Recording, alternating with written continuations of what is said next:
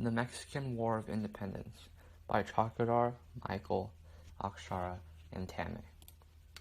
Due to the new ideas of independence that gained traction during the Age of Enlightenment, the era inspired a number of revolutions against the European powers of the time, such as the French and American Revolution.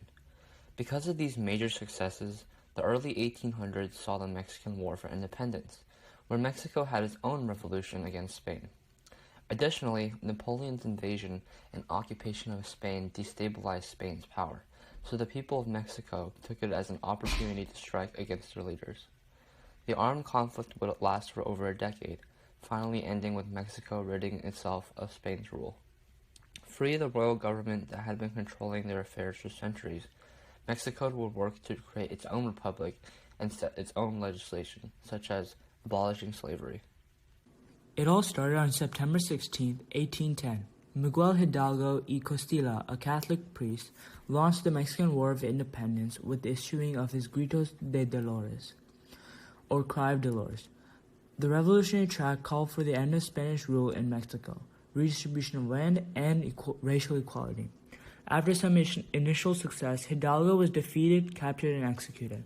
However, he was followed by other peasant leaders, such as Jose Maria Molores y Pavon, Mariano Matamoros y Civente Guerra, who all led armies of native and racially mixed revolutionaries against the Spanish.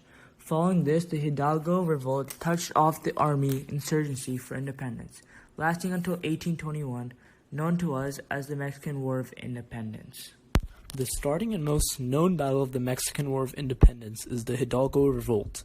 Since the Mexicans saw that Spain has been overwhelmed by war and abdication of their king in 1808, they started a rebellion. This revolt was known as the Hidalgo Revolt, since it was led by the priest Miguel de Hidalgo y Costilla, with the help of peasants and miners. Hidalgo combined his rebel army with Ignacio Allende and had their sights on Mexico City. They met at Monte de las Cruces. Although the Spanish were outnumbered, they had better weapons and more military skills. The Spanish royalists eventually conceded the battle. In early 1811, the rebels and Spanish were in stalemate. Although Spanish forces were difficult to overcome, the rebels reinforced their army with Mexican peasants. Spanish General Felix Calleja's army met with the rebel army at Calderon Bridge, which is outside of Guadalajara.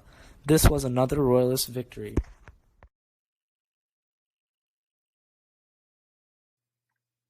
The war was finally over on August 24, 1821, with the signing of the Treaty of Cordoba.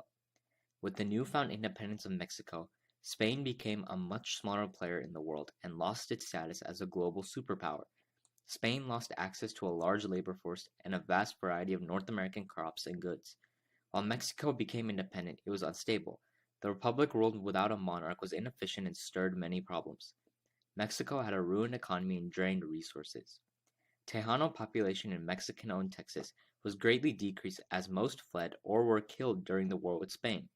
Spain tried to reconquer Mexico, but yet again they failed.